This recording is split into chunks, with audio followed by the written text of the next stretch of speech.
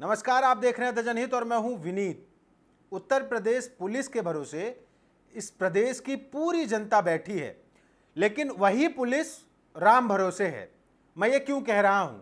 जो सरकार उत्तर प्रदेश में है वो रात के 12 बजे लड़कियों के सुरक्षित सड़कों पर घूम पाने का दावा करती है।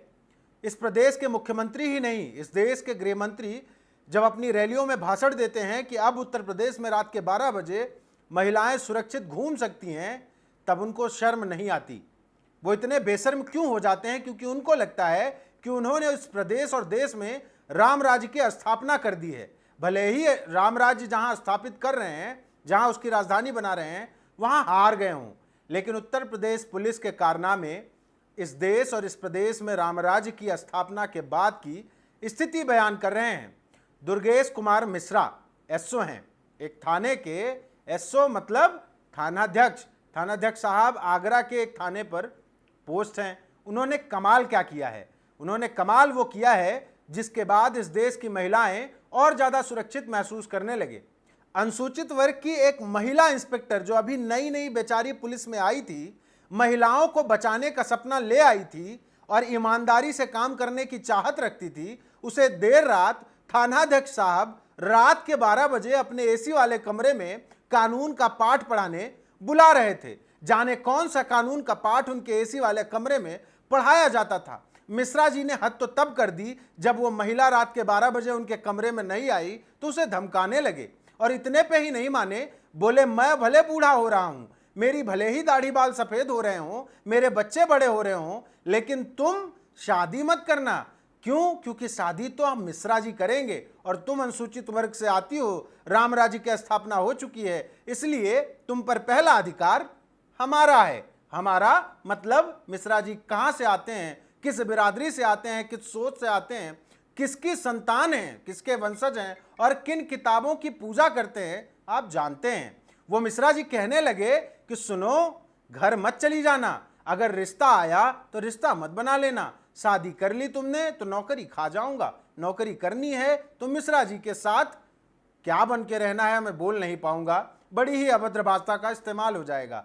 लेकिन गुलशन शेरनी निकली, मानी नहीं, मिश्रा जी के ऊपर भड़क गई, और भड़की तो इतना कि एसपी साहब को चिट्ठी लिख डाली, आगरा के कमिश्नर साहब को चिट्ठी लिखकर अपनी पूरी आपबीती बयान कर दी। जरा वो चिट्ठी सुनिए और समझिए कि इस देश में, इस प्रदेश में, राम राज्य में पुलिस प्रशासन की क्या स्थिति है। जिनके भरोसे लोग सुरक्षित हैं, उनके ही बीच के लोग उन्हीं से कितने असुरक्षित हैं, और वो असुरक्षा की भावना इतनी बढ़ चुकी है कि उन्हें चिट्ठियां, उन्हें लेटर, उन्हें शिकायती पत्र लिखकर लोगों को बताना पड़ रहा है कि मामला गड़बड़ है। जरा वो खत मैं पढ़ रहा हूं, गौर से सुनिएगा। पीड़ित महिला इंस्पेक्टर ने अपने पत्र में लिखा, अपने शिकायती पत्र में लिखा कि निवेदन है कि प्रार्थनी गुलशन थाना एतमादौला में तैनात है। प्रार्थनी दिनांक 14/3/2024 को थाना एतमादौला पर आमद कराने के बाद से प्रभारी निरीक्षक दुर्गेश कुमार मिश्र मुझे फ़ोन पर कमेंट करते थे और ऑफिस में बैठकर अश्लील हरकत करते थे। होली के दिन ऑफिस में बैठा रखा था तो अचानक से मेरे पास आए और मुझे जबरन पकड़ लिया और किस करने लगे। जब मैंने मना किया तो मुझे धमकाने लगे, अगर तुमने मेरी बात नहीं मानी और किसी से कुछ कहा तो तुम्हारी रिपोर्ट दे दूंगा और तुम्हारी नई नई नौकरी है छूट जाएगी। मुझे आए दिन अपने आवास पर बुलाने की कोशिश करते हैं, मेरे आवास पर आया करो ऐसा कहते हैं। जब मैं थाने से बाहर कमरा लेने की बात की तो उन्होंने मेरी रपट लिखा दी और कहने लगे कि तुम थाने में ही रहोगी, थाने से बाहर कमरा नहीं लेना। मुझे आए दिन धमकाते रहते हैं। दिनांक 9/6/2024 को मेरी छुट्टी पर रवानगी करने के समय मेरी रवानगी को मना कर दिया और कहने लगे छुट्टी पर तुम नहीं जाओगी, मेरे साथ मेरे कमरे पर रहो, घर वालों से शादी करने को मना कर दो, मैं तुमसे शादी करना चाहता हूँ। जरा उम्र तो देखिए और तहजीब तो देखिए दरोगा जी की। जब छुट्टी पर जाने के बाद प्रभारी निरीक्षक द्वारा मेरे फ़ोन को गलत तरीके से लोकेशन निकलवाई गई और मुझ पर दबाव बनाने लगे कि मेरा मना करने के बाद भी प्रभारी निरीक्षक उत्पीड़न कर रहे हैं, मेरा शारीरिक और मानसिक उत्पीड़न करते रहते हैं, जिस कारण मैं बहुत डिप्रेशन में रहती हूँ।